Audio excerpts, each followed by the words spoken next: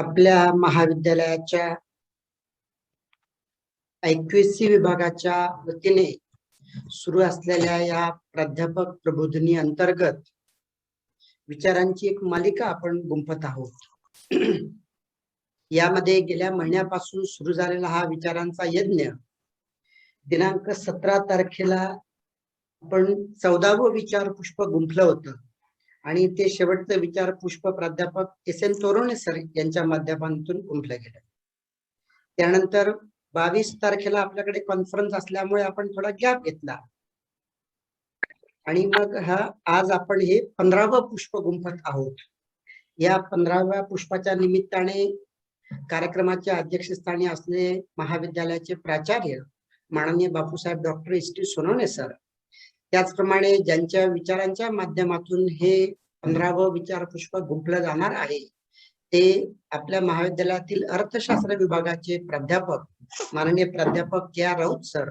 आपणा दोघांचे सुरुवातीला सहर्ष स्वागत करतो। त्याचप्रमाणे या प्राध्यापक प्रबोधिनीचे संयोजन समिती जी आहे त्या समितीचे प्रमुख प्राध्यापक डॉक्टर PP तलवारे सर, प्राध्यापक MV बळसाने सर, आपले देखील सहर्ष स्वागत करतो। त्याचप्रमाणे ऑनलाईन पद्धतीने जॉईन झालेले सर्व प्राध्यापक बंधू, प्राध्यापकेतर कर्मचारी आणि काही विद्यार्थी देखील जॉईन झालेले आपणा सर्वांचे सहर्ष स्वागत करतो। हे 15वं विचार पुष्प गुंफण्यासाठी आपल्यात उपस्थित असलेले अर्थशास्त्र विभागाचे माननीय प्राध्यापक KR राऊत सर हे गेल्या 32-33 वर्षापासून आपल्या महाविद्यालयामध्ये अर्थशास्त्र विषयाचे व्याख्याता म्हणून काम। यापूर्वी सरांनी राष्ट्रीय सेवा योजना असेल, विद्यार्थी विकास असेल, या सगळ्या उपक्रमांची देखील जबाबदारी पेलेली आहे। सर सध्या कॉमर्सचा देखील अधिभार सांभाळत असतात। असे प्राध्यापक KR राऊत सर आपल्याला आज भारताच्या पंचवार्षिक योजना त्या काळातील आर्थिक विकासाचा आढावा या विषयावर आपलं विचार मंथन आपल्या समोर प्रस्तुत करणार आहेत। मी प्राध्यापक राऊत सर यांना विनंती करतो की त्यांनी आपल्या विचारांना सुरुवात करावी। प्राध्यापक राऊत सर। धन्यवाद खुडके सर। आवाज येतोय? हो सर येतोय। धन्यवाद खुडके सर।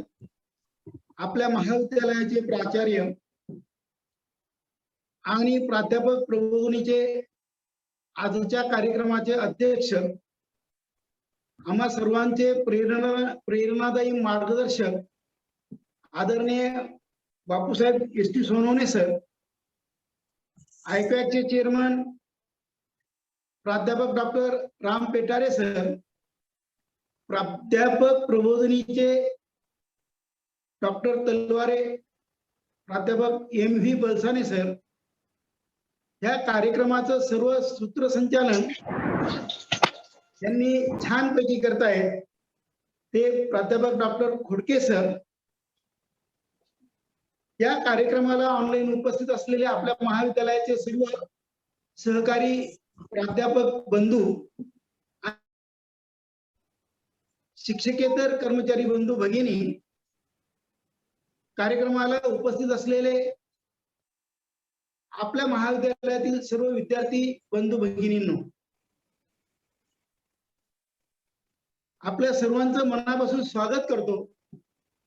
प्रथमतः मी आपल्या माननीय प्राचार्य साहेबांना एक धन्यवाद देईन की त्यांनी ह्या पॅन्डेमिकच्या काळामध्ये देखील आपलं महाविद्यालय अतिशय सूत्रबद्ध रीतीने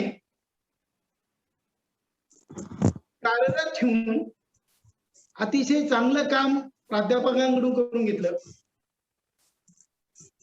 त्यातील अनेक वाखण्याजोगे उपक्रम आपण राबवले।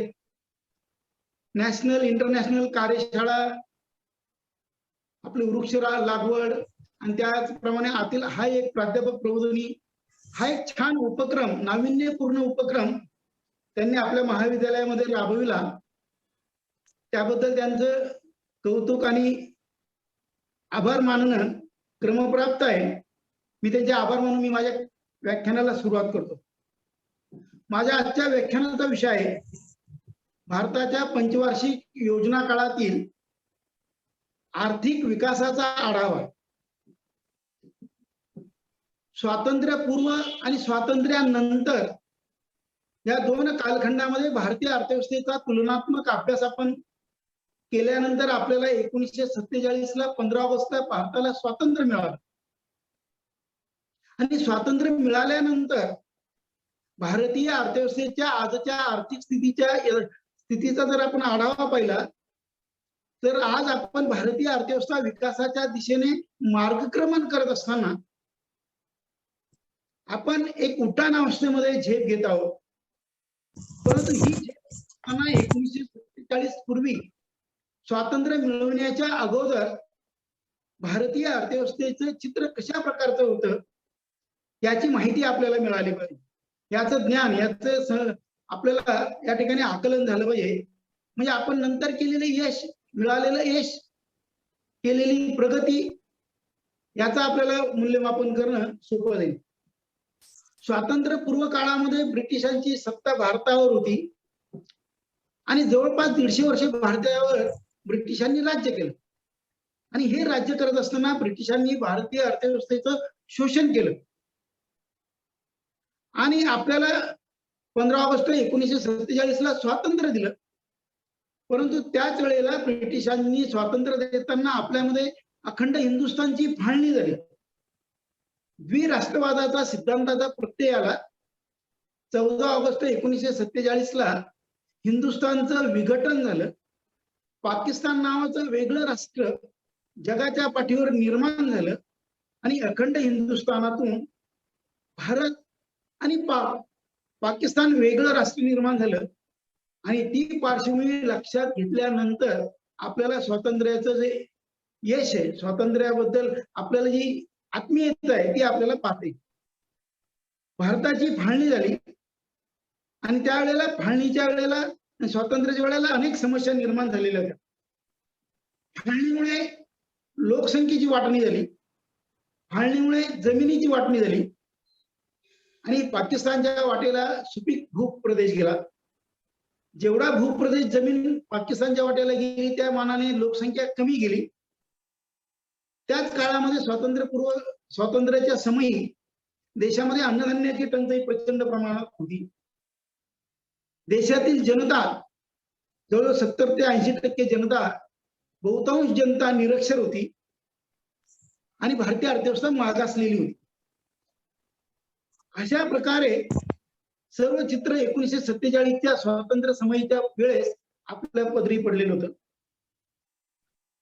द्विराष्ट्रवादाच्या सिद्धांताच्या प्रत्ययानंतर या देशामध्ये 15 ऑगस्ट 1947 नंतर आपल्या देशाच्या प्रधानमंत्र्यांनी आणि तत्कालीन पंतप्रधानांनी, नियोजनकारांनी देशाचा जलद गतीने सर्वांगीण आर्थिक विकास घडून आणण्याचं महत्वाकांक्षी स्वप्न डोळ्यासमोर ठेवलं. आणि हे स्वप्न जर पूर्ण करावायचं असेल तर आपल्याला नियोजनबद्धरित्या आपला आर्थिक वाटचाल करावी लागेल. आणि नियोजनबद्ध आर्थिक वाटचाल करण्याच्या दृष्टिकोनातून आपण पंचवार्षिक योजनांचा कार्यक्रम स्वीकारला. पंचवार्षिक योजना ह्या देशाला, जगाला रशियाने दिलेली देणगी आहे.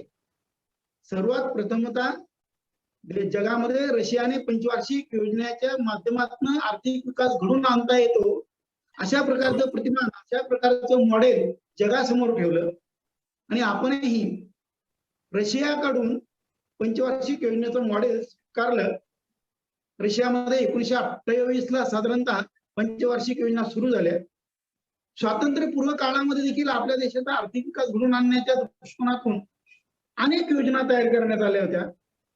1934 ला विश्वेश्वरय्या नावाच्या अर्थशास्त्रज्ञांनी भारतासाठी आर्थिक नियोजन अशा प्रकारची नियोजन समिती स्थापन करण्याच्या दृष्टीने प्रयत्न केला. त्याचप्रमाणे 1938 ला हरिपुरा येथे काँग्रेसचं राष्ट्रीय अधिवेशन भरलेलं होतं आणि हरिपुरा येथील राष्ट्रीय काँग्रेसच्या अधिवेशनामध्ये भारताच्या आर्थिक नियोजन समिती स्थापन करण्यात आली. स्वातंत्र्यपूर्व काळामध्ये महात्मा गांधी योजना, त्याचप्रमाणे जनता योजना, मुंबई योजना अशा प्रकारच्या योजना राबवलेल्या होत्या. परंतु स्वातंत्र्यानंतर खऱ्या अर्थाने देशाचा विकास घडवून आणण्यासाठी 15 ऑगस्ट 1950 मध्ये आर्थिक नियोजन आयोगाची स्थापना करण्यात आली. आर्थिक नियोजनाद्वारे म्हणजे देशामध्ये उपलब्ध असलेल्या साधनसामुग्रीच्या साह्याने ठराविक कालावधीमध्ये किंवा निश्चित केलेल्या कालावधीमध्ये निश्चित केलेली उद्दिष्टे पूर्ण करण्याच्या दृष्टीने प्रयत्न करणे म्हणजे नियोजन, आर्थिक नियोजन. अशा पद्धतीने देशामध्ये उपलब्ध असणाऱ्या साधनसामुग्रीच्या साह्याने विकास घडवून आणण्याचा नियोजित कार्यक्रम आपण स्वीकारलेला. आपल्या जीवनामध्ये किंबहुना राष्ट्राच्या जडणघडणीमध्ये नियोजनाला अनन्यसाधारण महत्त्व असते. प्लॅनिंग असेल तर कोणत्याही प्रकारचा ऍक्सिडेंट होत नाही. तुम्ही पहा, मुंबईला एकाच वेळेस अनेक ट्रेन्स, लोकल्स फार वेगाने धावतात, पण असे एकाच ट्रॅकवर 2 रेल्वे कधी एकाच वेळेस आलेल्या आपल्याला दिसणार नाही. फार ऍक्सिडेंट होत नाही. धावपट्टीवर एकाच वेळेस एकाच धावपट्टीवर 2 विमाने उतरत नाहीत. म्हणजे नियोजन. आणि मानवाच्या जीवनामध्ये, राष्ट्राच्या जीवनामध्ये आर्थिक नियोजनाला अनन्यसाधारण महत्त्व असते. अशा प्रकारे आर्थिक नियोजनाद्वारे देशाचा विकास घडवून आणण्याच्या दृष्टिकोनातून काही उद्दिष्टे ठरवण्यात आलेली होती आणि ह्या उद्दिष्टांच्या माध्यमातून पंचवार्षिक योजनांमध्ये पूर्तता करावयाची होती. ही उद्दिष्ट अशी होती: जलद गतीने आर्थिक विकास घडवून आणणे. स्वातंत्र्य प्राप्तीच्या समयी आपल्या देशामध्ये अनेक प्रकारचे प्रश्न निर्माण झालेले होते. आपली अर्थव्यवस्था ही मागासलेली अर्थव्यवस्था होती, विकसनशील अर्थव्यवस्था होती आणि अशा विकसनशील मागासलेल्या अर्थव्यवस्थेचा जलद गतीने विकास घडवून आणण्याचं महत्वाकांक्षी उद्दिष्ट पंचवार्षिक योजनांमध्ये ठेवलेलं होतं. अर्थव्यवस्थेच्या विविध क्षेत्राचा, शेती क्षेत्र, औद्योगिक क्षेत्र, भांडवली वस्तूच्या उत्पादनाचं क्षेत्र, म्हणजे अर्थव्यवस्थेच्या विविध क्षेत्राचा एकाच वेळेस जर विकास झाला तर अर्थव्यवस्थेचा विकास होणार होता. त्यामुळे जलदगतीने आर्थिक वृद्धी घडवून आणणे, आर्थिक विकास घडवून आणणे हे एक उद्दिष्ट आपलं आर्थिक नियोजनाच्या उद्दिष्टामध्ये होतं. त्याचबरोबर दुसरं उद्दिष्ट होतं बेरोजगारी कमी करणे. कोणत्याही देशाच्या, कोणत्याही राष्ट्राच्या अर्थव्यवस्थेमध्ये बेकारी असणे ही घोषणास्पद गोष्ट नसते. आपल्या घरी देखील एखादी व्यक्ती बेकार असेल तर ते आपल्या घराच्या दृष्टीने कलंकित गोष्ट असते. आपल्याला आपल्या घरातील एखादी व्यक्ती कामधंदा करत नसेल, बेकार असेल तर आपल्याला ते नको असलेला विषय असतो. त्याचप्रमाणे राष्ट्राच्या अर्थव्यवस्थेमध्ये बेकारी असणे, बेरोजगारी असणे हे कलंकाचं लक्षण आहे. त्यामुळे देशामध्ये उपलब्ध असणारी जी साधनसामुग्री आहे त्या साधनसामुग्रीचा वापर करून आपल्या देशामध्ये कृषी प्रधान तंत्र विकसित करून रोजगाराची पातळी वाढविणे हे एक उद्दिष्ट आपल्या डोळ्यासमोर त्यामध्ये नियोजनामध्ये ठरलेलं होतं. त्याचप्रमाणे आर्थिक विषमता कमी करणे. देश स्वतंत्र झाला त्यावेळेला देशामध्ये प्रादेशिक विषमता होती, आर्थिक विषमता होती, गरीब श्रीमंत असा भेद होता. गरिबाची गरिबी कमी करणे, श्रीमंतांची श्रीमंती कमी करणे आणि गरीब श्रीमंत भेद नाहीसा करून या ठिकाणी आर्थिक विषमता नष्ट करणे हे नियोजनाचं उद्दिष्ट होतं. जर आर्थिक विषमता जर देशामध्ये असेल तर त्या ठिकाणी अनेक प्रकारच्या प्रश्नांची निर्मिती होते. गरिबांच्या मनामध्ये श्रीमंतांबद्दल द्वेष निर्माण होतो, वर्गसंघर्ष निर्माण होतो. त्याचबरोबर गरिबांना जर राहणीमानाची पातळी खालवलेली असेल, गरिबांना अन्नधान्य, खानपान वेळेवर उपलब्ध झालं नाही, चोरी, मारामाऱ्या, दरोडेखोरी, बलात्कार अनेक प्रकारचे प्रश्न त्यातून निर्माण होतात.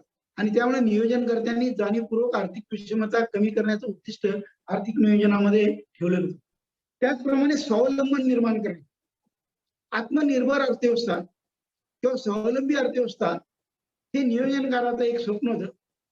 भारतामध्ये अनेक वस्तूंची मोठ्या प्रमाणात आयात केली जात होती. भारत हा कृषी प्रधान देश असूनही, कृषी हा आपला प्रधान व्यवसाय असूनही अन्नधान्याची टंचाई होती. अन्नधान्य आपल्याला परदेशातून मागवावं लागत होतं. केवळ अन्नधान्यच नव्हे, औषधे, औद्योगिक वस्तू, यंत्रसामुग्री, यंत्रांच्या सुटे भाग आणि यामुळे फार मोठ्या प्रमाणामध्ये परकीय चलन खर्च व्हायचं. अशा वेळेला देशाचं स्वावलंबन प्राप्त करणे, आत्मनिर्भर अर्थव्यवस्था निर्माण करणे हे नियोजनाचं उद्दिष्ट ठरवण्यात आलेलं होतं. त्याचप्रमाणे पर्यावरणाचं रक्षण करणे. आज आपण जर पाहिलं, कोकणामध्ये प्रचंड प्रमाणात महापूर आला, पर्यावरणाची हानी झाली.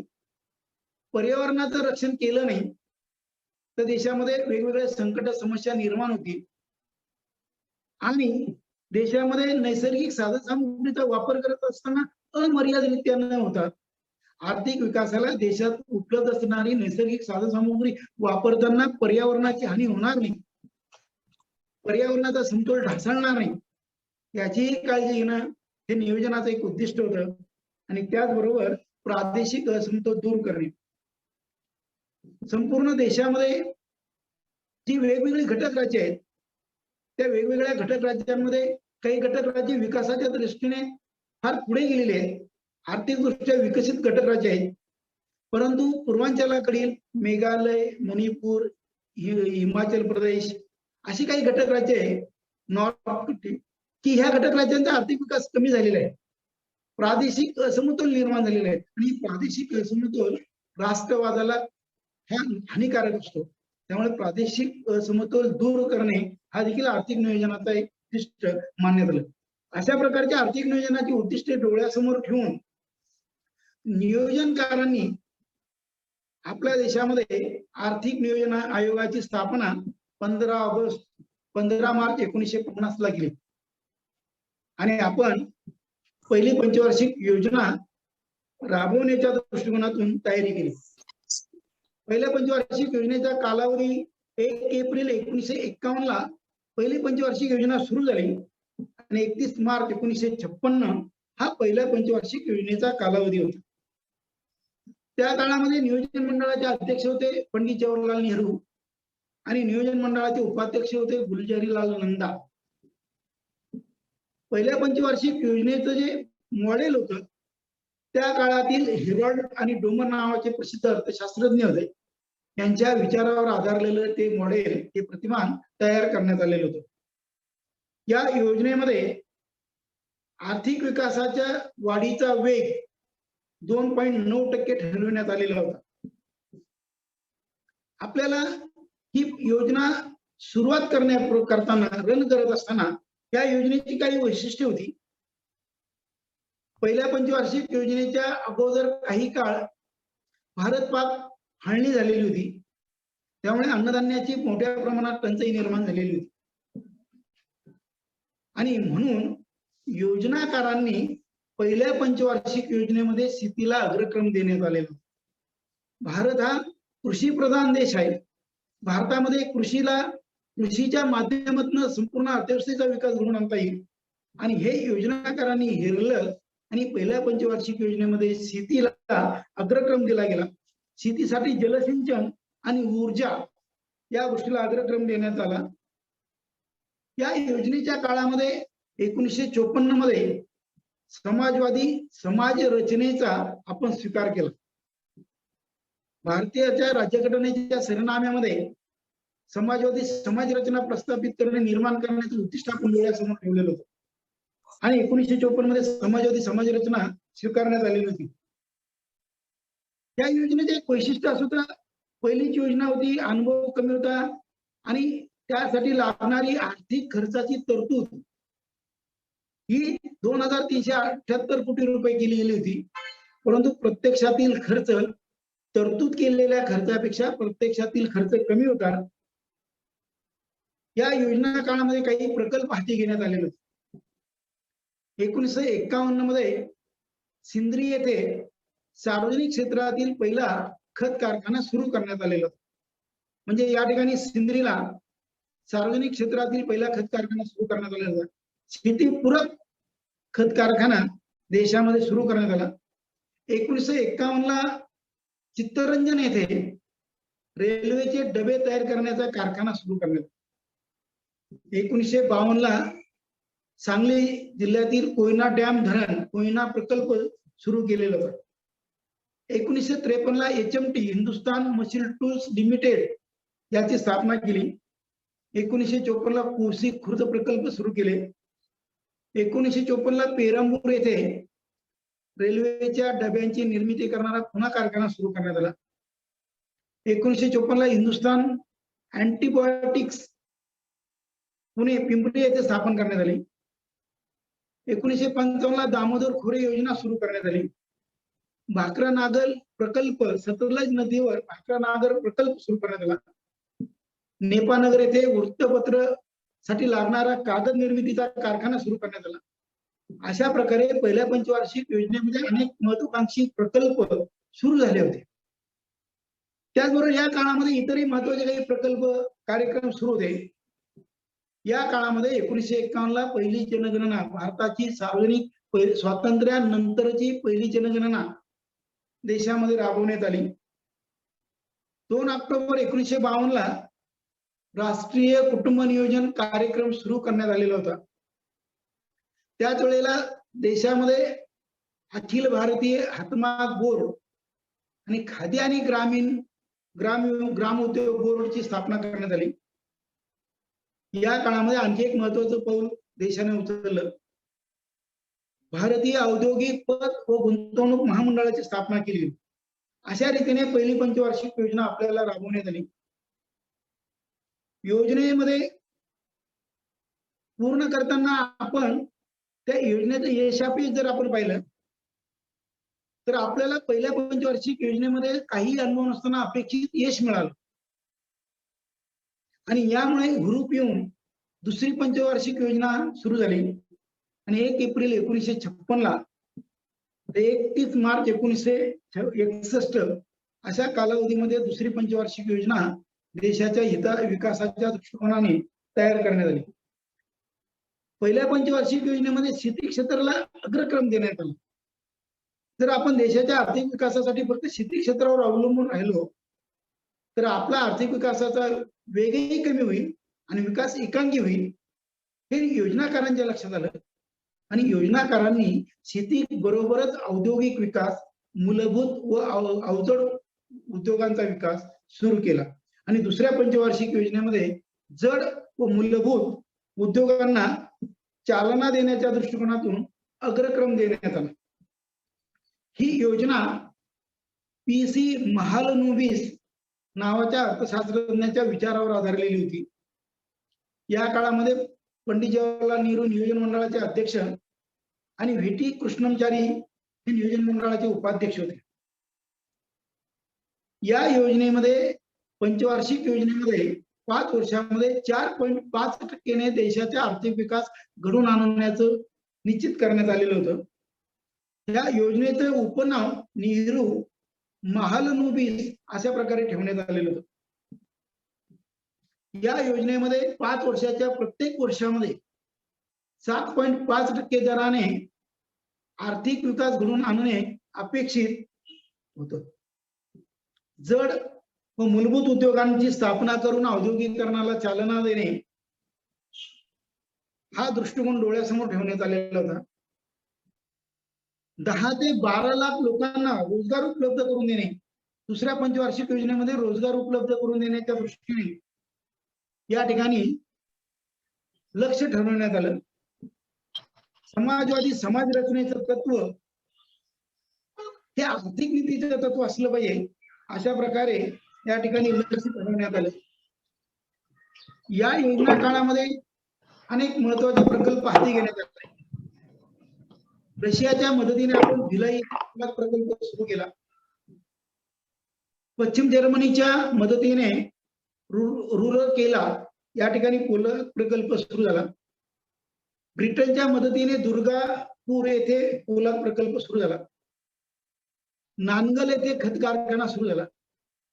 या योजनेच्या काळामध्ये औद्योगिकरणावर भर देण्यात आला, परंतु औद्योगिकरणासाठी लागणारी तंत्रविद्या आपल्या देशामध्ये नव्हती, यंत्रसामुग्री फारशी नव्हती आणि यामुळे यंत्रसामुग्री, यंत्रविद्या, यंत्रांचे सुटे भाग, डिझेल, इंधन हे आपल्याला फार मोठ्या प्रमाणामध्ये आयात करावं लागतं. परंतु हे आयात केल्यानंतरही आपल्याला औद्योगिकरणाचा पाया ह्या योजनेच्या काळामध्ये घालण्याच्या दृष्टिकोनातून महत्वाचा प्रयोग आपला झाला आणि दुसरी पंचवार्षिक योजनेला देखील आपल्याला हवं तेवढं म्हणजे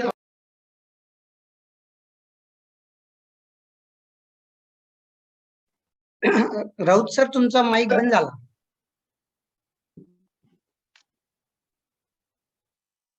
हा आवाज येतोय का? हो, येतोय. त्यानंतर तिसरी पंचवार्षिक योजना सुरू झाली.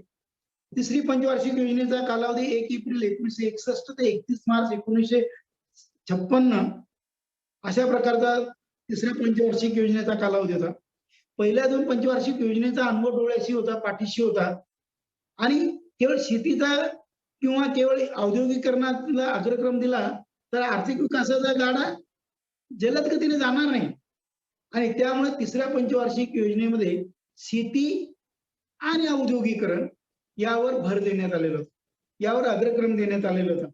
आणि तिसरी पंचवार्षिक योजनेचं मॉडेल महालनोबिस या अर्थशास्त्रज्ञाने तयार केलेलं होतं. त्यामुळे या ठिकाणी महालनोबिस प्रतिमान असं या मॉडेलला म्हणता येईल.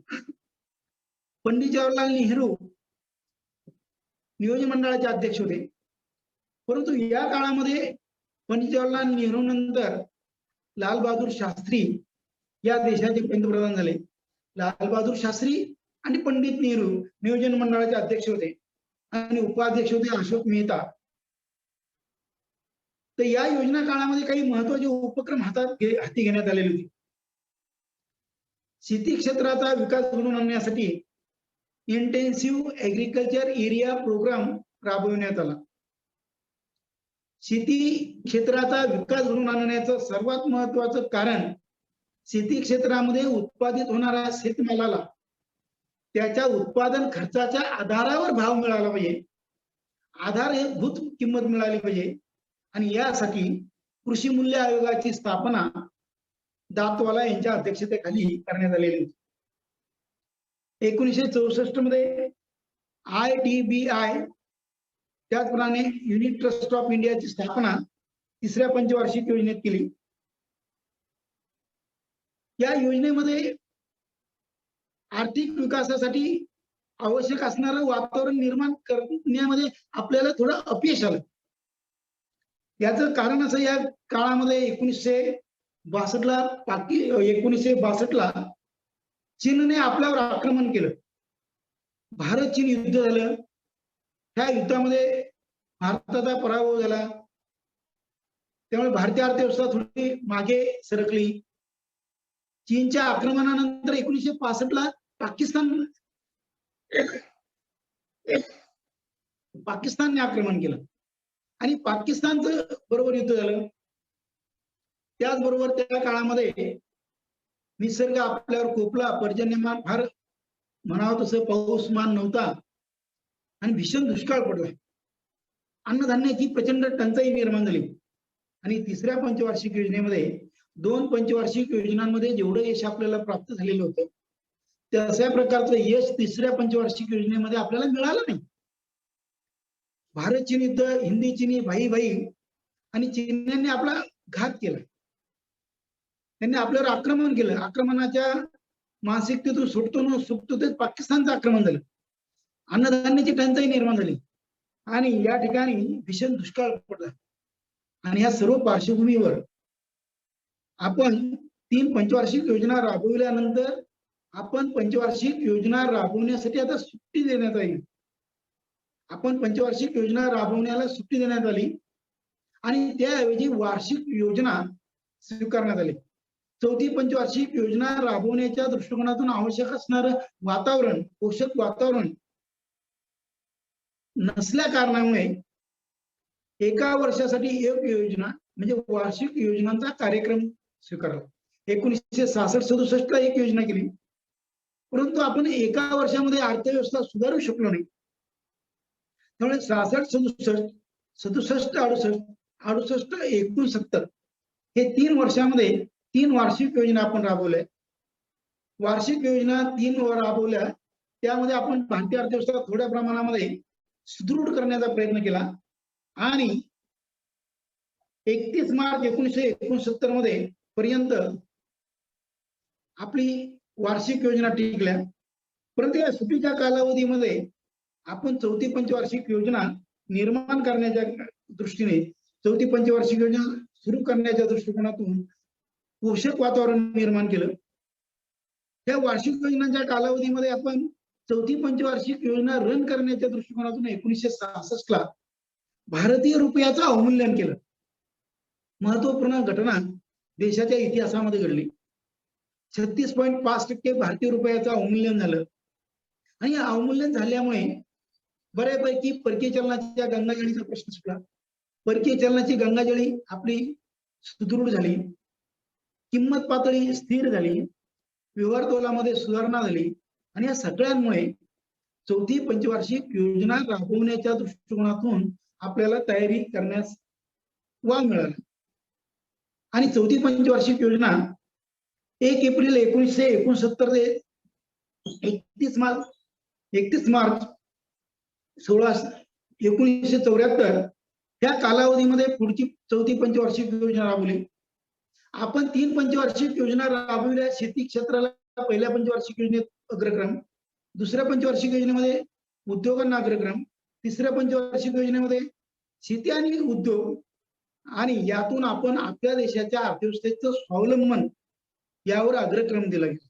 आत्मनिर्भर अर्थव्यवस्था, स्वावलंबी अर्थव्यवस्था निर्माण करण्याच्या दृष्टिकोनातून आपण या ठिकाणी मुख्य भर दिला गेला. या काळामध्ये इंदिरा गांधी या आपल्या नियोजन मंडळाच्या अध्यक्ष होत्या आणि धनंजय गाडगीळ हे नियोजन मंडळाचे उपाध्यक्ष होते आणि ॲलन आणि रुद्र नावाच्या अर्थशास्त्रज्ञांनी ही योजना तयार केली.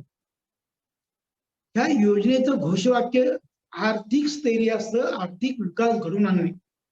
आणि इंदिरा गांधींनी एक महत्वाकांक्षी घोषणा स्वातंत्र्यानंतरची या ठिकाणी केलेली होती, गरिबी हटाव. या देशामध्ये जी गरिबी निर्माण झालेली होती, गरिबी हटविल्याशिवाय देश स्वावलंबी होऊ शकत नव्हता आणि त्यामुळे इंदिरा गांधींनी स्वावलंबन करण्याच्या दृष्टिकोनातून गरिबी हटावची घोषणा केली. सामाजिक न्याय प्रस्थापित करण्याच्या दृष्टिकोनातून इंदिरा गांधींनी प्रयत्न केले. समतोल प्रादेशिक विकास करण्याच्या दृष्टिकोनातून इंदिरा गांधींनी प्रयत्न केले. या योजना काळामध्ये अवर्षण प्रवण क्षेत्राच्या विकासाचा कार्यक्रम हाती घेण्यात आलेला होता. लघु शेतकरी, सीमांत शेतकऱ्याचा विकास कसा होईल, लघु शेतकरी विकास कार्यक्रम हाती घेण्यात आलेला होता. 1972 ला बोकोरोचा प्रकल्प, पोलाद प्रकल्प सुरू करण्यात आला. 1969 ला या देशातील 14 बँकांचं राष्ट्रीयकरण करण्यात आलेलं होतं. स्वातंत्र्य पूर्वपासून तर 1969 पर्यंत देशामध्ये असणाऱ्या बँका ह्या खाजगी मालकीच्या होत्या, पण माननीय पंतप्रधान इंदिराजी गांधींनी एक धाडसी पाऊल उचललं आणि 14 बँकांचं राष्ट्रीयकरण केलं. त्याचबरोबर MRTP कायदा, मक्तेदारी नियंत्रण कायदा 1967 ला पास करण्यात आला. परकीय चलनाची हेराफेरी टाळण्याच्या दृष्टिकोनातून परकीय चलनाच्या गंगाजळीमध्ये वाढ होण्यासाठी 1973 ला फॉरेन एक्सचेंज रेग्युलेशन ऍक्ट, फेरा कायदा करण्यात आला. अशा प्रकारे चौथी पंचवार्षिक योजनेमध्ये अनेक महत्वाचे कार्यक्रम राबवण्यात आले. याच वेळेला भारतीय विमा महामंडळाची स्थापना चौथ्या पंचवार्षिक योजनेमध्ये 1973 ला केली. परकीय चलन कायदा करण्यात आला आणि अशा पद्धतीने चौथ्या पंचवार्षिक योजनेमध्ये बऱ्यापैकी आर्थिक विकासाला सुरुवात झालेली होती. यातून आपल्याला 5वी पंचवार्षिक योजना सुरू केली आणि 5व्या पंचवार्षिक योजनेमध्ये थोडं वेळ कमी असल्यामुळे मी थोडं स्पीडली येईल की 5व्या पंचवार्षिक योजनेमध्ये गरिबी हटाव आणि दारिद्र्य निर्मूलन. दारिद्र्य हा भारतीय अर्थव्यवस्थेला लागलेला कलंक होता. स्वातंत्र्यापासून भारताची लोकसंख्या जलद गतीने वाढत होती आणि जलद गतीने वाढणाऱ्या लोकसंख्येमुळे अनेक प्रश्न निर्माण झालेले होते. दारिद्र्य, उपासमारी, बेकारी अशा प्रश्नांची निर्मिती स्वातंत्र्यानंतर झालेली होती आणि त्यामुळे की 5व्या पंचवार्षिक योजनेमध्ये दारिद्र्य निर्मूलनावर भर देण्यात आलेला होता. आर्थिक विकासाच्या वाटचालीमध्ये दारिद्र्य हा मोठा मैलाचा दगड, अडसर ठरतो आणि त्यामुळे इंदिरा गांधींनी रोजगार उत्पादन करण्याच्या दृष्टिकोनातून उत्पादन उत्पादक क्षेत्रामध्ये रोजगार निर्माण करणे, लोकांना श्रमप्रधान अर्थव्यवस्था सशक्त करणे आणि त्यातून रोजगार, लोकांना उत्पन्न मिळणे आणि दारिद्र्य निर्मूलन करणे अशा प्रकारचा महत्वाकांक्षी कार्यक्रम या काळात राबवण्यात आला. या काळामध्ये तरुणांना, ग्रामीण भागातील तरुणांना स्वयंरोजगार उपलब्ध करण्याच्या दृष्टिकोनातून प्रशिक्षण देण्यात आलं. राष्ट्रीय लोकसंख्या धोरण जाहीर केलं. या योजनेचं एक सगळ्यात महत्वाचं वैशिष्ट्य होतं की 1976 पर्यंत राष्ट्रीय लोकसंख्या विषयक धोरण नव्हतं आणि आपल्या देशाची लोकसंख्या फार मोठ्या प्रमाणात जलदगतीने वाढणाऱ्या लोकसंख्येमुळे अनेक प्रश्न निर्माण झाल्यामुळे या प्रश्नांच्या सोडवणुकीसाठी इंदिरा गांधींनी राष्ट्रीय लोकसंख्या धोरण जाहीर केलं. हे जाहीर केलेलं लोकसंख्या विषयक धोरणच माननीय इंदिरा गांधींच्या पराभवाला कारणीभूत ठरलं. कुटुंब नियोजनाचा कार्यक्रम त्यांनी सुरू केला, वाळवंट विकास कार्यक्रम सुरू केला. त्याचबरोबर प्रादेशिक बँका, 5 प्रादेशिक ग्रामीण बँका निर्माण केल्या. दारिद्र्य रेषेखालील कुटुंबांना मोफत शिक्षण, आरोग्य उपलब्ध करून देण्याचा या ठिकाणी महत्वाकांक्षी कार्यक्रम या योजनेमध्ये इंदिरा गांधींनी, नियोजनकर्त्यांनी दिलेला होता. यानंतर 6वी पंचवार्षिक योजनेमध्ये 1 एप्रिल 1980 ते 31 मार्च 1985 या कालावधीमध्ये 6वी पंचवार्षिक योजना राबवण्यात आली. श्रीमती इंदिरा गांधी ह्या प्रारंभीच्या काळामध्ये नियोजन आयोगाच्या अध्यक्ष आणि पंतप्रधान होत्या. परंतु 1983 ला या देशामध्ये एक दुर्दैवी घटना घडली आणि देशाच्या प्रधानमंत्रीपदी असताना माननीय इंदिरा गांधींचा हत्या झाली आणि इंदिरा गांधींच्या हत्येनंतर राजीवजी गांधी या देशाचे प्रधानमंत्री झाले आणि त्यामुळे या काळामध्ये इंदिरा गांधी आणि राजीव गांधी असे नियोजन मंडळाचे 2 अध्यक्ष होते. नियोजन आयोगाच्या उपाध्यक्ष दुर्गा प्रसाद आणि या योजनेमध्ये 6व्या पंचवार्षिक योजनेमध्ये शेती, उद्योग, ऊर्जा यावर भर देण्यात आलेला होता. अशा प्रकारे ही 6वी पंचवार्षिक योजना हाती घेण्यात आलेली होती. या पंचवार्षिक योजनेमध्ये एकात्मिक ग्रामीण विकास कार्यक्रम यावर भर देण्यात आलेला होता. रोजगार उपलब्ध करण्याच्या दृष्टिकोनातून राष्ट्रीय ग्रामीण रोजगार कार्यक्रम, भूमिहीन रोजगार हमी योजना, 20 कलमी कार्यक्रम अशा प्रकारचे रोजगाराभिमुख योजना राबविण्यात आलेल्या होत्या. विशाखापट्टणम या ठिकाणी पोलाद प्रकल्प सुरू झाला. या योजनेमध्ये पुन्हा 6 बँकांचं राष्ट्रीयकरण करण्यात आलं. 1982 ला शेतीच्या विकासासाठी नाबार्डची स्थापना झाली आणि या योजनेमध्ये आपल्याला एक महत्वाची घटना घडली का देश अन्नधान्याच्या बाबतीमध्ये स्वयंपूर्ण झाला आणि अन्नधान्याच्या बाबतीमध्ये स्वयंपूर्ण झाल्यामुळे अन्नधान्याच्या आयातीसाठी वापरण्यात येणारं परकीय चलन आपलं वाचलं आणि ते परकीय चलन औद्योगिक विकासासाठी वापरण्याला उपलब्ध झालं.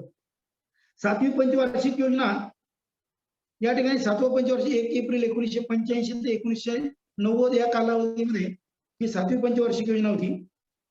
अन्न, रोजगार, उत्पादनामध्ये वाढ घडवून आणणे अशा प्रकारचं घोषवाक्य या योजनेमध्ये ठरवण्यात आलं. या योजनेमध्ये रोजगार निर्मितीला अग्रक्रम देण्यात आला.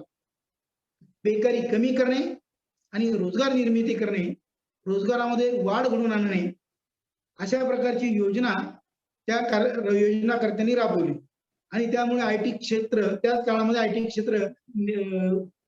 क्षेत्राला वाव मिळाला. इंदिरा गांधी आवास योजना सुरू झाली, दशलक्ष विहीर योजना सुरू झाल्या, ग्रामीण विकास कंपार्टमेंट योजना सुरू झाली, जवाहर रोजगार योजना सुरू झाल्या आणि या योजनेमध्ये रोजगाराच्या दृष्टिकोनातून फार मोठ्या प्रमाणामध्ये तरुणांना वाव मिळाला. यानंतर 8वी पंचवार्षिक योजना, 8वी, 9वी, 10वी अशा आतापर्यंत 12 पंचवार्षिक योजना राबवण्यात आल्या आणि या योजनांमध्ये देशाचा आर्थिक विकास घडवून आणण्यासाठी वेगवेगळ्या उद्दिष्टांना अग्रक्रम देण्यात आला. परंतु 8व्या पंचवार्षिक योजनेमध्ये मानवी विकास आणि मनुष्यबळ विकासाला अग्रक्रम देण्यात आला. मनुष्यबळ विकास आणि मानवी बळ विकास हे या योजनेचं अग्रक्रमाचं उद्दिष्ट होतं. त्याच काळामध्ये भारताच्या राजकारणामध्ये थोडी उलथापालथ झाली. परकीय चलनाची गंगाजळीची स्थिती अतिशय दयनीय होती. त्या काळामध्ये चंद्रशेखर हे भारताचे प्रधानमंत्री होते त्यांचा सत्कार त्यांच्या सत्ता काळामध्ये आपल्याला काही टन सोनं परदेशामध्ये आपल्याला गहाण ठेवावं लागलं. त्यानंतर पी.व्ही. नरसिंहराव या देशाचे पंतप्रधान झाले आणि मोहनदारी रामकृष्ण हेगडे ही मंडळी नियोजन मंडळाची उपाध्यक्ष होती. या योजना काळामध्ये पूर्ण रोजगार निर्माण करणे यावर भर देण्यात आला. भारतीय अर्थव्यवस्थेमध्ये लोकसंख्या वाढीचा वेग प्रचंड आहे. हा प्रचंड वाढीचा वेग नियंत्रित करण्यासाठी लोकसंख्या वाढ नियंत्रित करणे, 15 ते 35 वयोगटातील लोकांना प्राथमिक शिक्षण देणे म्हणजे प्रौढ निरंतर वर्ग सुरू झाले. खेड्यापाड्यातील लोकांना स्वच्छ पिण्याचं पाणी उपलब्ध करून देणे, प्राथमिक आरोग्याच्या सुविधा ग्राम पातळीपर्यंत पोहोचविणे, ऊर्जा, वाहतूक, दळणवळण, सिंचन सोयी यावर भर देण्यात आला. या योजना काळामध्ये शिक्षणाद्वारे साक्षरतेद्वारे मनुष्याची वैचारिक पातळीमध्ये विकास, कारण व्यक्तीचा वैचारिक पातळीमध्ये विकास त्याच वेळेस होईल ज्यावेळेस तो शिकलेला असेल. विचार करणारी व्यक्ती शिकल्यानंतर विचार चांगला मांडते, चांगला करते, चांगल्या कृतीत आणते. हे नियोजनकारांच्या लक्षात आल्यामुळे की शिक्षणाचं सार्वत्रिकरण करण्याच्या दृष्टीने प्रयत्न केला. या काळामध्ये पंचायत राज 74वी घटना दुरुस्ती या काळामध्ये झालेली आणि 74व्या घटना दुरुस्तीने पंचायत राजला संवैधानिक दर्जा देण्यात आला. कॉन्स्टिट्युशनल दर्जा पंचायत राजला मिळाला. आणि या योजना काळामध्ये अनेक रोजगाराभिमुख योजना सुरू झाल्या. त्याचप्रमाणे शाळेमधून मुलांची गळती थांबावी, मध्यांग आहार योजना, राष्ट्रीय सामाजिक सहाय्य योजना, इंदिरा गांधी महिला सहाय्य योजना सुरू करण्यात आल्या आणि महिला समृद्धी योजना सुरू करण्यात आल्या. त्यानंतर 10वी पंचवार्षिक योजना राबवली, 11वी पंचवार्षिक योजना राबवली. 10वी पंचवार्षिक योजनेमध्ये सामाजिक न्याय आणि समतेसह आर्थिक विकास. 10वी पंचवार्षिक योजनेमध्ये सामाजिक सुरक्षेसाठी विविध प्रकारचे प्रयोग केले. वंदे मातरम योजना राबवली, राष्ट्रीय कामगारांसाठी अन्न योजना आणि या ठिकाणी 10वी, 11वी, 12वी अशा प्रकारच्या पंचवार्षिक योजना राबवल्या. 2017 पर्यंत 12वी पंचवार्षिक योजना होती.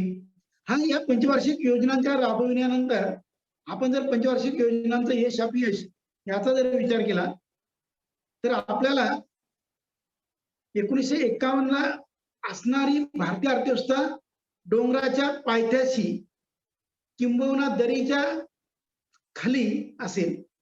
परंतु जर आपण 2017 किंवा आता 2021 मध्ये जर भारतीय अर्थव्यवस्थेचा जर आपण विचार केला तर भारतीय अर्थव्यवस्था ही उड्डाण अवस्थेमध्ये, डोंगराच्या पायथ्याला असणारी भारतीय अर्थव्यवस्था डोंगराची चढण चढून बऱ्यापैकी शिखराच्या दिशेने वाटचाल करते. जगामध्ये भारतीय अर्थव्यवस्था ही 4थ्या क्रमांकाची यशस्वी भारतीय अर्थव्यवस्था मानली जाते.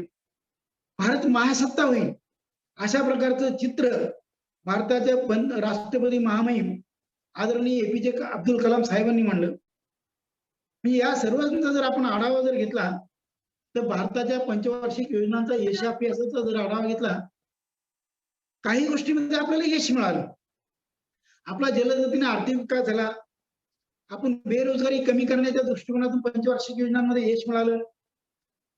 देशामध्ये शेती क्षेत्रामध्ये आधुनिकीकरण केलं, उद्योगांमध्ये आधुनिकीकरण केलं, आर्थिक विषमता बऱ्यापैकी कमी केली.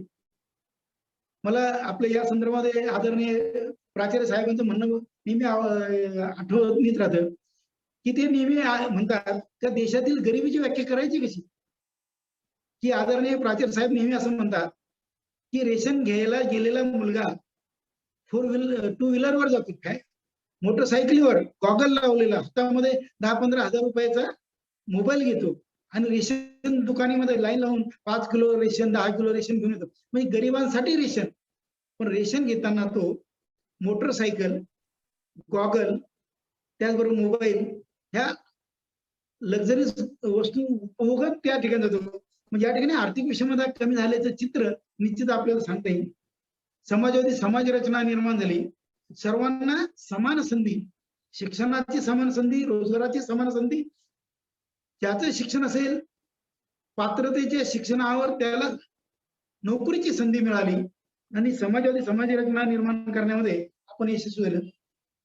स्वावलंबन आपण प्राप्त केलं. स्वयंपूर्ण अर्थव्यवस्थेच्या दिशेने आपण गेलो. अन्नधान्याच्या बाबतीमध्ये आपण स्वयंपूर्ण झालो.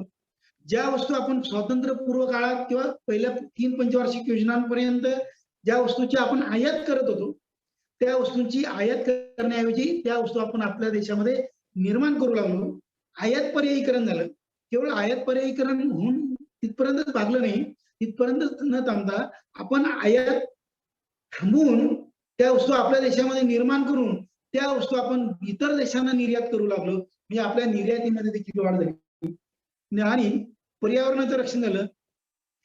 यश अपयशाच्या संदर्भामध्ये अर्थतज्ञांमध्ये एकमत असेलच असं नाही, राज्यकर्त्यांमध्ये एकमत असेलच असं नाही, अर्थक्षेत्रामध्ये आर्थिक अभ्यास करणाऱ्या विचारवंतांमध्ये पण एकमत असेलच असं नाही. परंतु आपली बचत वाढली, राहणीमानाची पातळी उंचावली, साक्षरता वाढली, आंतरराष्ट्रीय व्यापारामध्ये भारताचा वाटा वाढला, वीज निर्मिती वाढली, ग्रामीण भागापर्यंत आपण वीज पोहोचविली, रोजगार निर्मिती झाली आणि बऱ्यापैकी दारिद्र्य कमी करण्यास आपल्याला यश मिळालं. हा भारताच्या अर्थव्यवस्थेच्या विकासाचा आढावा आपण या ठिकाणी घेतला. पण त्याचबरोबर काही बाबतीमध्ये आपल्याला अपयश आलं. हे अपयश त्यावेळच्या परिस्थितीमुळे आलं असेल, परकीय आक्रमणामुळे आलं असेल, नियोजनकर्ते बदलल्यामुळे आलं असेल. पण यश जसं आलं तसं दुसरी बाजू अपयश देखील आलं. आपण पंचवार्षिक योजनांमध्ये जे लक्ष्य ठरवलेलं होतं, ते ठरवलेल्या लक्ष्यापेक्षा कमी लक्ष्य आपल्याला गाठलं गेलं. म्हणजे आपण इष्टांक, लक्ष्य, टार्गेट हे ठरवून दिलेल्या टार्गेटपेक्षा आपल्याला कमी यश प्राप्ती झाली. त्याला अनेक कारणे जबाबदार आहेत. त्या कारणांचा उहापोह आपण केलेला आहे. विकासाच्या दरामध्ये सातत्य नव्हतं. म्हणजे एखाद्या वर्षी आर्थिक विकास जास्त वेगाने झाला, तर एखाद्या पंचवार्षिक योजनेमध्ये आर्थिक विकास जास्त वेगाने झाला, तर तिसऱ्या पंचवार्षिक योजनेनंतर पंचवार्षिक योजनांना सुट्टी देण्यात आली. त्यानंतर काही काळ दुष्काळ निर्माण झाला, पर्जन्यमान कमी जास्त झालं आणि यामुळे आर्थिक विकासामध्ये सातत्याचा अभाव आपल्याला दिसून आला. दारिद्र्य निर्मूलन करण्यामध्ये आपल्याला पाहिजे तेवढं यश मिळालं नाही, हे आपण कबूल केलं पाहिजे. आजही आपल्याला ग्रामीण भागामध्ये किंवा शहरांमध्ये दारिद्र्य पीडित जनता आपल्याला दिसून येते. उपाशी पोटी राहणारी जनता दिसून येते. त्यामुळे दारिद्र्य निर्मूलनाचं यश हे आपलं एक प्रकर्षाने अपयश म्हणता येईल. आपल्या देशामध्ये बेकारी देखील मोठ्या प्रमाणात दिसून येते. आपल्या देशामध्ये बेकारी ही रचनात्मक बेकारी असेल, त्याचबरोबर कृषी क्षेत्रातील बेकारी असेल, सुशिक्षितांची बेकारी असेल, ही बेकारी देखील आपल्या देशामध्ये आजही दिसून येते. विषमतेच्या संदर्भामध्ये श्रीमंत झाला, गरीब देखील श्रीमंत झाला, पण श्रीमंत झालेला जो गरीब आहे तो पूर्वी आणखी उच्च कोटीवर श्रीमंत असणाऱ्या श्रीमंतापेक्षा गरीब आहे आणि त्यामुळे ती विषमता ही राहणे ठीक आहे, म्हणजे ठीक सॉरी समर्थन नाही, ही विषमता दिसून येणे शक्य आहे. औद्योगिक केंद्राच्या बाबतीत, औद्योगिक विकासाच्या बाबतीमध्ये विकेंद्रीकरण केलं. वेगवेगळं आपण पहिल्या पंचवार्षिक योजनेमध्ये सार्वजनिक क्षेत्रामध्ये फक्त 5 उद्योग होते. सार्वजनिक क्षेत्रामध्ये फक्त 5 उद्योग होते. आज जर आपण विचार केला तर सार्वजनिक क्षेत्रामध्ये 3 ते 4 हजार उद्योग सार्वजनिक क्षेत्रामध्ये. म्हणजे आपण औद्योगिक केंद्रामध्ये यश मिळालं. व्यापार, फक्त एक गोष्ट की आपली आंतरराष्ट्रीय व्यापार तोलातील तूट हे आपण कमी करण्यामध्ये अपेक्षित यश पंचवार्षिक योजनांमध्ये मिळू शकलो नाही. याचं मुख्य कारण म्हणजे आता लोककल्याणकारी राज्याची संकल्पना आहे, पोलिसी राज्याची संकल्पना मागे पडली. लोकांचं कल्याण, जनहित, बहुजनांचं कल्याण, संपूर्ण अर्थव्यवस्थेतील जनतेचं कल्याण आणि कल्याणकारी राज्याची संकल्पना जर यशस्वी करायची असेल, सरकारला उत्पन्नापेक्षा खर्च जास्त करावा लागतो आणि त्यामुळे तुटीचा अर्थभरणा करणं आणि तुटीचा अर्थभरणा करताना वाढती तूट होणं, ह्या सगळ्या गोष्टी या ठिकाणी होत गेल्या. काळ्या पैशामध्ये प्रचंड प्रमाणात वाढ झाली, भाववाढ झाली, थोडाफार भ्रष्टाचार झाला, लोकसंख्येच्या गुणवत्तेमध्ये पाहिजे तेवढे आपल्याला यश मिळालं नाही, असं जरी सगळं असलं तरी एक अर्थशास्त्राचा विद्यार्थी म्हणून या पंचवार्षिक योजना काळातील भारताच्या आर्थिक विकासाचं जे चित्र आहे ते अत्यंत समाधानकारक चित्र आहे, अत्यंत आशादायी चित्र आहे, अत्यंत प्रेरणादायी चित्र आहे. जगामध्ये भारताचा ढोल, भारताच्या विकासाची महती, भारताचं या ठिकाणी असणार वर्चस्व जगाने मान्य केलं आणि या ठिकाणी पंचवार्षिक योजना काळामध्ये आज आपली भारतीय अर्थव्यवस्था ही अत्यंत चांगल्या स्थितीमध्ये आहे. 1951च्या तुलनेने आज आपण चांगल्या स्थितीत आहोत असं माझं वैयक्तिक मत आहे. मी सर्व या ठिकाणी ऑनलाईन जॉईन झालेल्या सर्व विद्यार्थी, प्राध्यापकेतर कर्मचारी या सर्वांचं विशेष आभार मानतो. आणि त्याचप्रमाणे या कार्यक्रमासाठी ज्यांनी मला प्रोत्साहन आणि प्रेरणा दिली ते माझ्या अर्थशास्त्र विभागाचे प्रमुख, माझे मार्गदर्शक, आपल्या महाविद्यालयाचे प्राचार्य आदरणीय Bapusaheb S T Sonawane sir यांच्यामुळे हा विषय मांडण्याला मला एक छान संधी पण मिळाली. आणि मी विशेष आभार आपल्या महाविद्यालयाच्या प्राचार्य साहेबांचाही मानेन. त्याचबरोबर नकळतपणे आभार मानण्याचं माझ्याकडनं नामोल्लेख झाला नसेल तर सर्वांचा आभार मानतो. आपण मला सहन केलं, ऐकून घेतलं, याबद्दल पुनश्च एकदा आभार. आणि या ठिकाणी मी माझ्या वाणीला विराम देतो. धन्यवाद. जय महाराष्ट्र. धन्यवाद प्राध्यापक राऊत सर. आपण भारताच्या पंचवार्षिक योजनांच्या काळातील आर्थिक विकासाचा आढावा या विषयावरती आपलं मंथन व्यक्त करत असताना आर्थिक विकासाचा हा जो गाडा आहे तो सुरुवातीच्या पहिल्या 3 पंचवार्षिक योजनांमध्ये चाचपडत चाललेला होता. तो हळुवारपणे चाललेला गाडा आज अतिशय वेगाने, भरधाव वेगाने जातोय, शिखराच्या दिशेने जातोय आणि आज जगामध्ये 4थ्या क्रमांकाची अर्थव्यवस्था आहे अशा प्रकारचं प्रतिपादन आपण केलं. धन्यवाद. यानंतर आजच्या कार्यक्रमाचे अध्यक्ष, महाविद्यालयाचे प्राचार्य माननीय Bapusaheb doctor S T Sonawane sir यांना विनंती करतो की त्यांनी आपलं मनोगत व्यक्त करावं. माननीय सोनवणे सर. कन्क्लुजन करायचंय. हो सर, तुम्ही सांगा. नितीन सोनवणे सांगा. हो सर. हॅलो. मला एक शंका विचारता येईल का? हा सर. नमस्कार. आदरणीय प्राचार्य साहेबांच्या परवानगीने मी एक शंका राऊत सर तुम्हाला विचारतो. हा विचार. आपलं विश्लेषण एक चांगल्या प्रकारे तुम्ही केलं आणि शेवटी तुम्ही एक चांगल्या निष्कर्षापर्यंत येऊन पोहोचलात की आपली अर्थव्यवस्था जगामध्ये एक चांगल्या प्रकारची वळणावर येऊन पोहोचलेली आहे. धन्यवाद सर. मला असा प्रश्न आहे की आता ह्या ज्या पंचवार्षिक योजना ज्या आपल्या राबवल्या जातात, या पंचवार्षिक योजनांच्या समजा एखादी पंचवार्षिक योजना पूर्ण झाली तर या पंचवार्षिक योजनांचा जो काही मूल्यमापन आहे, हे मूल्यमापन वास्तववादी करण्यासाठी काही कार्यकारी मंडळ किंवा काही समिती वगैरे काही गैर सरकारी असं काय आहे? कशा प्रकारे हे मूल्यमापन केलं जातं? कारण काय असतं, ज्याच्यावरती सरकारचा प्रभाव आहे किंवा याचा प्रभाव आहे ते चांगलंच म्हणणार की मागच्या पेक्षा ही योजना चांगली होती, तो पुढची योजना ती मागच्या पेक्षा चांगली होती. तर असं काही आहे का वास्तववादी त्याचं मूल्यमापन? सर काय असतं माहिती का की नवीन योजनेला सुरुवात करण्यापूर्वी अगोदरच्या योजनेमध्ये जे यश अपयश असतं ना त्याचं मूल्यमापन नियोजनकार म्हणजे योजना समिती करतच असते. आणि योजना समितीमध्ये अध्यक्ष हे पदसिद्ध अध्यक्ष देशाचे प्रधानमंत्री असतात. उपाध्यक्ष या अर्थ क्षेत्रामध्ये हे अत्यंत नावाजलेले अभ्यासू व्यक्ती असते. त्यामध्ये सदस्य असतात, ते सदस्य देखील अभ्यासू असतात. आणि योजना समिती ह्या सगळ्यांचा अभ्यास मागील योजना, मागच्या योजनेमध्ये यश अपयश, कमकुवत बाजू यांचा विचार करून पुढची योजना तयार करत असते. आणि थोडं एक योजना तयार करताना केंद्रस्थानी कोणत्या पक्षाचं सरकार आहे की राजकीय प्रभाव त्यावर पडत असतो. तो आपल्या अभ्यासाचा विषय पण नाही माझ्या मांडण्याचा. पण अशा प्रकारची समिती असते, यश अपयशाचं मूल्यमापन करणारी समिती असते. ठीक आहे सर, थँक्यू. धन्यवाद. Petare sir, Raut sir.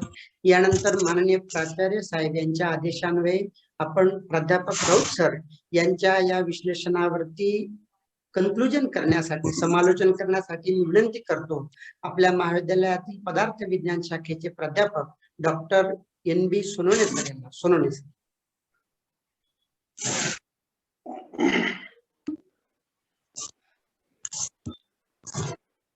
Hello हो हॅलो, सर. हो येतोय आवाज येतोय?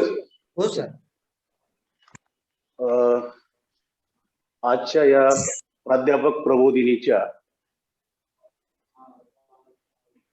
16व्या पुष्पाचे जी गुंफन राऊत सरांनी केली, तर त्या कार्यक्रमाच्या अनुषंगाने बोलत असताना आदरणीय प्राचार्य बापूसाहेब ST सोनवणे आजच्या कार्यक्रमाचे अध्यक्ष, त्यांनी मला जी संधी दिली त्याबद्दल त्यांचे प्रथम आभार मानतो. आजच्या प्राध्यापक प्रबोधिनीचे व्याख्याते प्राध्यापक राऊत सर, प्रबोधिनीचे सर्व सदस्य, प्राध्यापक बंधू आणि विद्यार्थी मित्रांनो, खरं म्हणजे हा विषय आपल्या दृष्टीने अत्यंत महत्वाचा विषय असतो किंवा होता. आणि कुठल्याही देशाचं जे काही जडणघडण आहे ती मुळात त्या देशाच्या आर्थिक विकासावर अवलंबून असते. त्या देशाची जी ताकद आहे, सर्वार्थाने आजच्या घडीला पूर्ण जगामध्ये ज्या वेळेला आपण बघतो, त्याची सैन्य ताकद असेल किंवा इतर विकासात्मक ताकद असेल, ती सर्व ताकद त्या अर्थव्यवस्थेवर डिपेंड असते.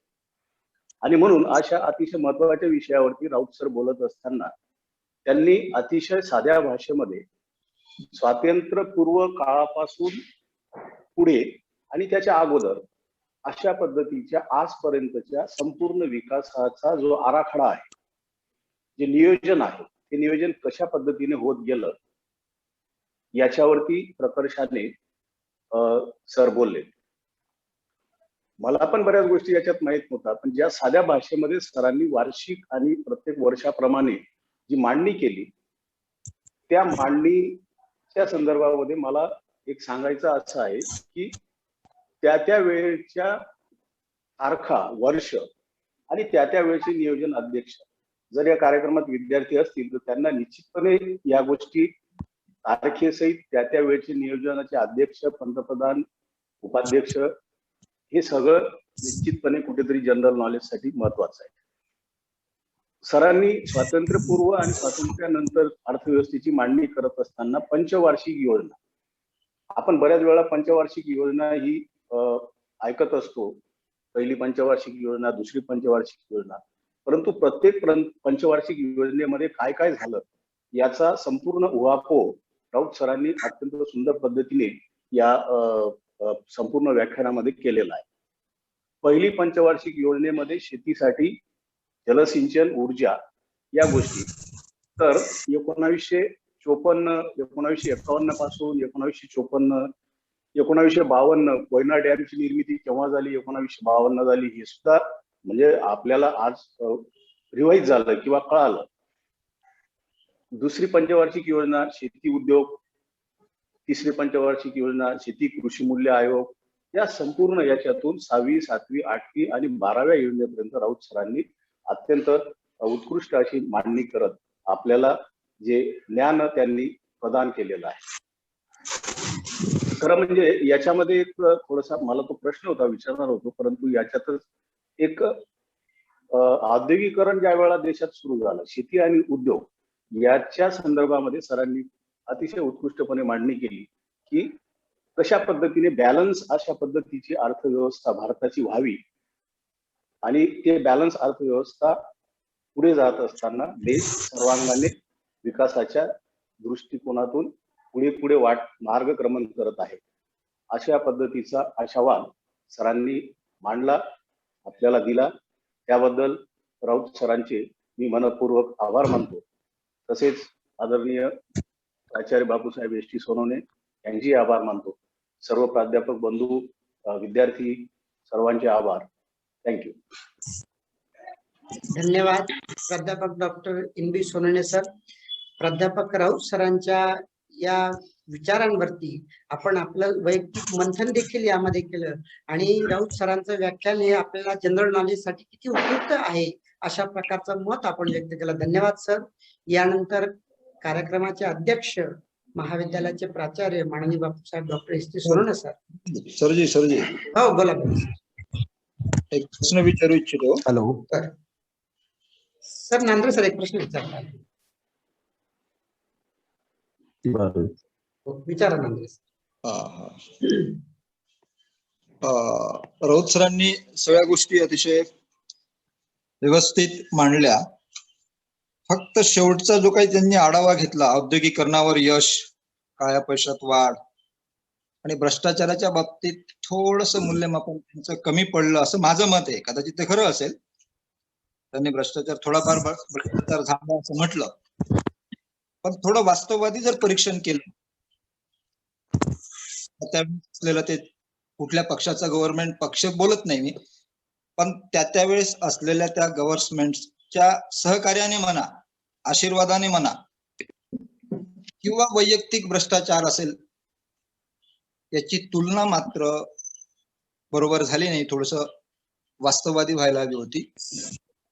कारण गेल्या 6 वर्षात आणि त्याच्या आधीच्या 10 वर्षात किंवा 12 वर्षात भ्रष्टाचाराची जर ही केलं, व्यवस्थित विवेचन केलं, वास्तववादी तुलना केली, तर या आर्थिक नियोजनाच्या याच्यात भ्रष्टाचार ही सगळ्यात मोठी चुकीची लागलेली कीड किंवा त्याच्यावर त्यावेळेस नसलेलं बंधन एक आर्थिक विकासासाठी मोठी आपल्याला कीड म्हणावी लागेल किंवा अडथळा म्हणावी लागेल. हे वास्तव आपल्याला स्वीकारावं लागेल. सुदैवाने गेल्या 5-6 वर्ष आणि त्याच्या आधी याची तुलना केली तर त्याच्यात थोडा अंकुश लागलेला आहे, हेही मान्य करावं लागेल. आणि मला तेच नमूद करायचं, त्यासाठी आजच्या कार्यक्रमाचे अध्यक्ष प्राचार्यजी यांनी संधी दिली, सगळ्यांनी संधी दिली, म्हणून सगळ्यांचे आभार. धन्यवाद. धन्यवाद नांद्रे सर. यानंतर मी प्राचार्य साहेबांना विनंती करतो त्यांनी आपलं मनोगत व्यक्त करा. आजच्या प्राध्यापक प्रबोधिनी चे प्रमुख वक्ते प्राध्यापक राऊत सर, ऐकूया कमिटीचे प्राध्यापक पेटारे खोडके सर, प्राध्यापक प्रबोधिनीचे कोऑर्डिनेटर प्राध्यापक तलवारे सर, बडसायन्स सर, आणि ज्यांनी कन्क्लुजन केलं प्राध्यापक नितीन सवणे, नांद्रे सर. राऊत सरांनी जो विषय मांडला आणि त्या विषयावर त्यांनी जे मत व्यक्त केलं अत्यंत चांगल्या प्रकारे केलं. की विषय अत्यंत व्हास्ट, पण त्यांनी 1 तासामध्ये त्यांचं धावतं बुलेटिंग अत्यंत चांगल्या प्रकारे केलं. त्याबद्दल त्यांचं अभिनंदन. कन्क्लुजन केलं त्यांचे अभिनंदन. नांद्रेसांनी प्रश्न विचारला त्याचंही उत्सुकतेबद्दल कौतुक. विषय तसा व्हास्ट होता, त्यांना 1 तासामध्ये सांगणं हे अशक्य होतं, पण त्यांनी सांगण्याचा चांगल्या पद्धतीने प्रयत्न केला. पहिला मुद्दा पंचवार्षिक योजना. या योजना निवडण्याचा उद्देश, पंचवार्षिक योजना हा मार्ग निवडण्याचा उद्देश.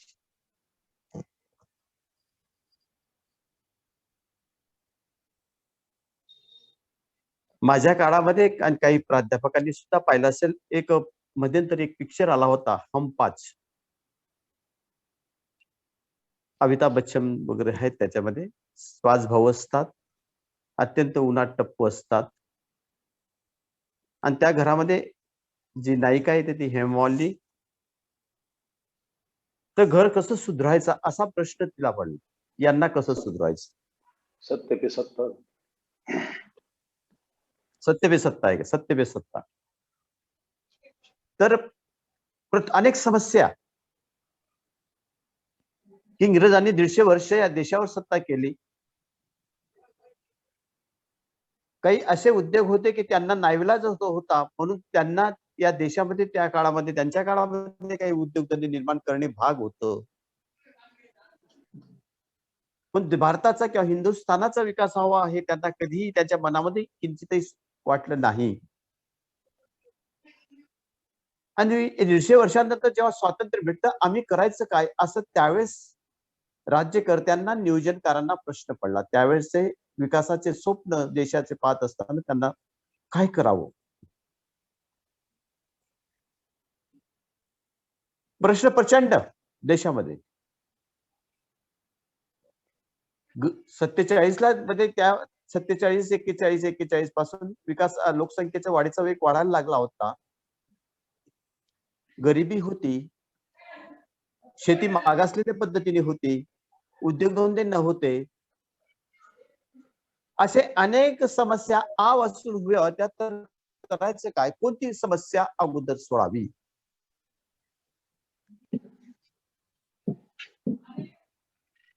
जसं आम्ही विचार करतोय की जेव्हा 4-5 प्रश्न निर्माण होतात, ते प्रश्न आम्ही कोणता प्रश्न सोडवायचा.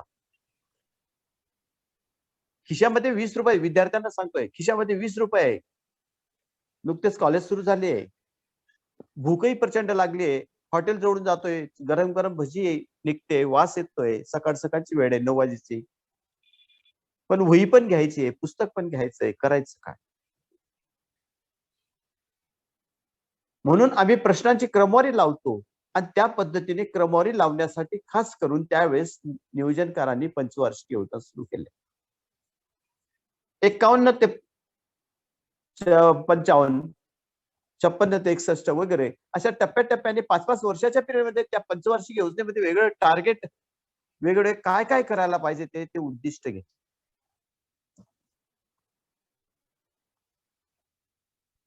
आणि त्या प्रश्न आम्ही टप्प्याटप्प्याने सोडत राहिलो. परंतु नंतर ते जेव्हा पंचवार्षिक योजना एक विशिष्ट काळापर्यंत गेल्यानंतर की बऱ्याच वेळेस निसर्ग नंतर मग एक असमतोल झाला, व्हायला लागला, उत्पन्नाचे अंदाज चुकायला लागले. पंचवार्षिक योजनेमध्ये आम्ही काय अंदाज केला होता आणि आउटपुट काय येतं, म्हणून मध्यंतरी सरकती योजना सुरू केली आहे. एक वर्षाची योजना, हातामध्ये पंचवार्षिक योजना ठेवायची, पण सरकती योजना. 51 पासून तर प्रवास,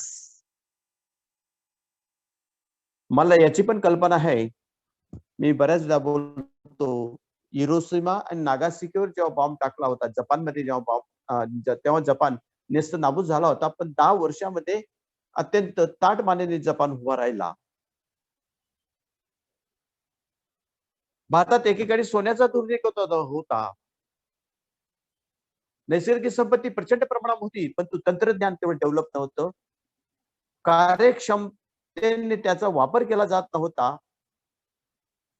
एक साधन संपत्तीची नासधूस होत होती. पर्याप्तपणे वापर न केल्यामुळे समस्या निर्माण होत होत्या. राऊत सरांनी बरोबर अत्यंत टप्प्याटप्प्याने वर्णन केलं की लोकसंख्येचं धोरण मध्ये आणखी इंदिरा गांधींच्या काळामध्ये सुरू केलं. 1975 लोकसंख्येचे धोरण अत्यंत कडक, अत्यंत सक्तीचं कुटुंब नियोजन, आणि त्याच वेळेस 77 जेव्हा सार्वत्रिक निवडणुका लागल्या तेव्हा इंदिरा काँग्रेसचा पराभव झाला आणि ते लोकसंख्या हेच धोरण महत्वाचं त्याचं कारणीभूत ठरलं. 77-80च्या काळामध्ये 77-80च्या काळामध्ये जनता राजवट आली. जनता राजवटीमध्ये 12 पक्षाचे 13 पक्षाचे लोक एकत्र आले. तिथं संगीत खुर्ची स्पर्धा सुरू झाली. ती मुदत पूर्वच सरकार कोसळलं आणि पुन्हा 80ला इंदिरा काँग्रेसचा विजय झाला. पुन्हा कुठल्या पक्षावरही बोलत नाही, परंतु जेव्हा आम्ही मागे वळून पाहतो तेव्हा विकासाच्या संदर्भामध्ये गप्पा करत असताना, विकास म्हणजे काही जादूची काठी नाही की 5 वर्षामध्ये 10 वर्षामध्ये 25 वर्षामध्ये 50 हो, मला माहिती आहे विकासाचा दर कमी कमी टप्प्याने वाढेल. मी मागे सुद्धा 2-3 जण वाचून दाखवलं माझे मत की विमान उडताना सुद्धा एक लँडिंग होते, अगोदर टेक ऑफ स्टेज घेते, हळूहळू वरती जात असते. विकास म्हणजे नेमकं काय हे सुद्धा कल्पना केली पाहिजे. विकास, सर्वांगी विकास. बऱ्याचदा असं होतं की देशाचा, आता भारताचं मुद्दामून सांगतो, काही विज्ञानाचे प्राध्यापक असल्यामुळे आमच्या देशामध्ये राष्ट्रीय उत्पादन वाढतंय. राष्ट्रीय उत्पादन, दरडोई उत्पादन, राष्ट्रीय उत्पादनाला भागिले लोकसंख्या, आणि त्यामुळे दरडोई उत्पन्न वाढलेलं दिसतं. पण ते उत्पन्न कोणाचं वाढलं?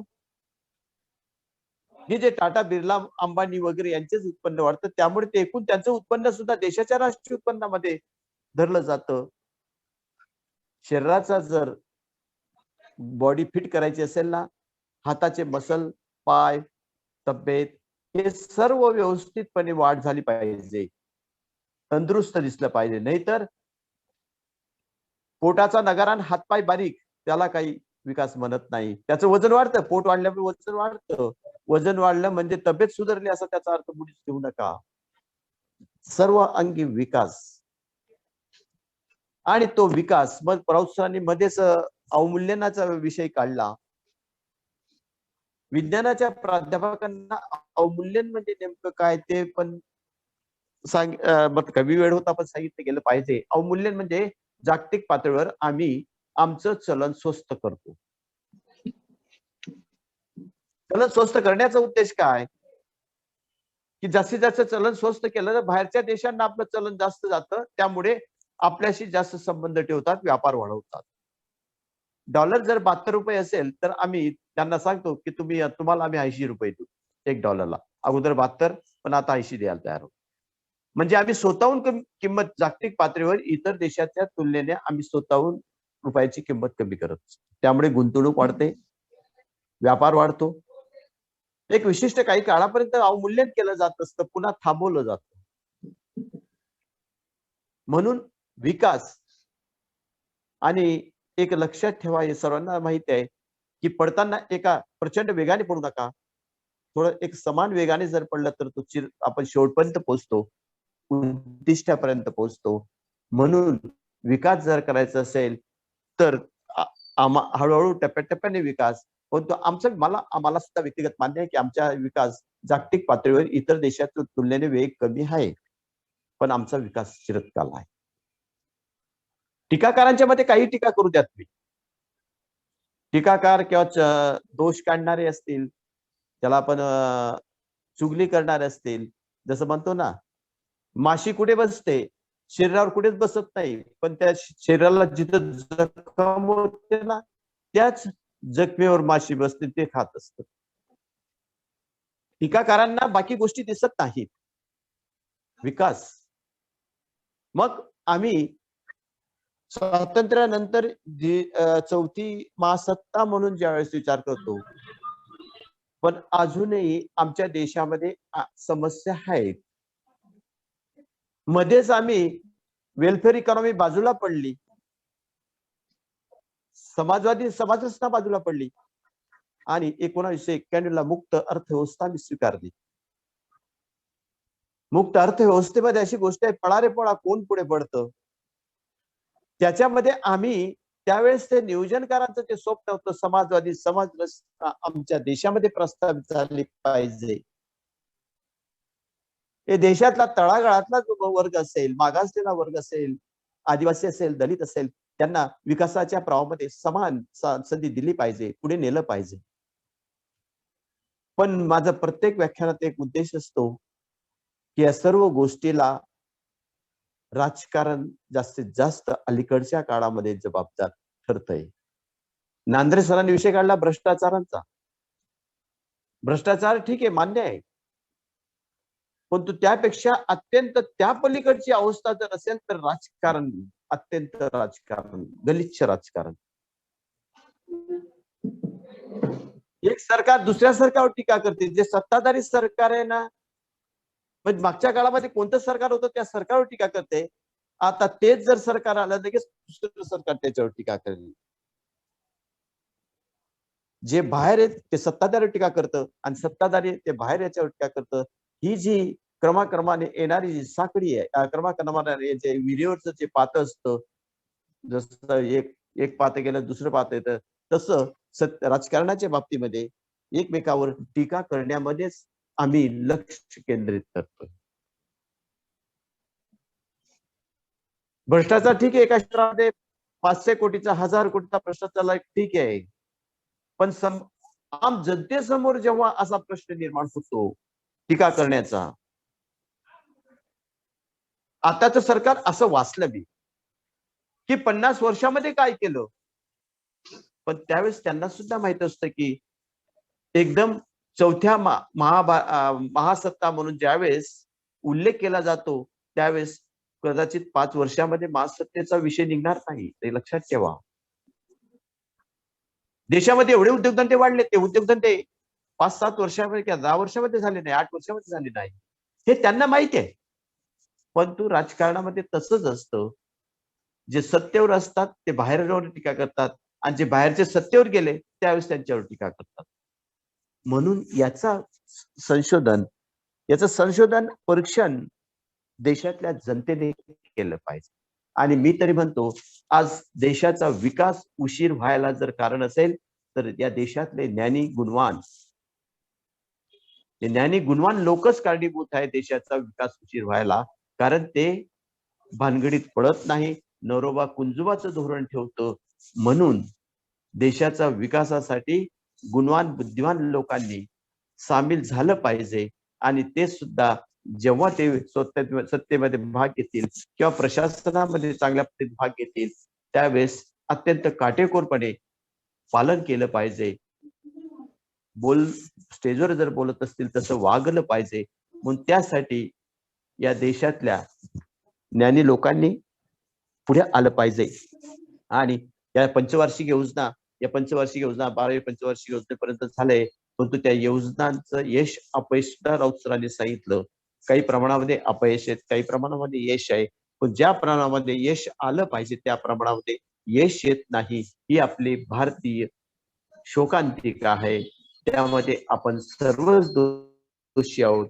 म्हणून जे सत्य आहे ते सत्य आपण स्वीकारलं पाहिजे, सत्य मांडलं पाहिजे.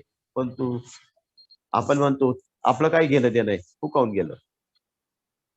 बसमध्ये जर एखादा पोरगा जर अपडाऊन करणारा पोरगा जर स्पंज काढत असेल तर तिसरा पोरगा का रे तू का बरं स्पंज काढतो, पण तेव्हा तुला काय बाप नये, त्यापेक्षा तू माझा बाप काढू नये म्हणून आम्ही बोलत नाही.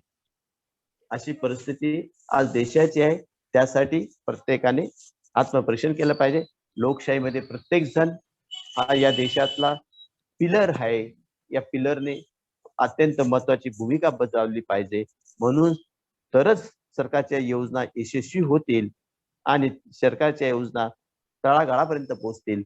आणि म्हणून वरून केंद्रावर खर्च आलेला पैसा पिंपणेरपर्यंत येईपर्यंत माजी पंतप्रधान राजीव गांधी सांगितलं, पिंपणेर फक्त 20 पैसे भेटतात, 80 पैसे मध्येच गायब होतात. 1 रुपया जर येत असेल तर मध्येच गायब होतात. तो कुठे गायब होतो ते शोधण्याचं काम प्रत्येकाने केलं पाहिजे.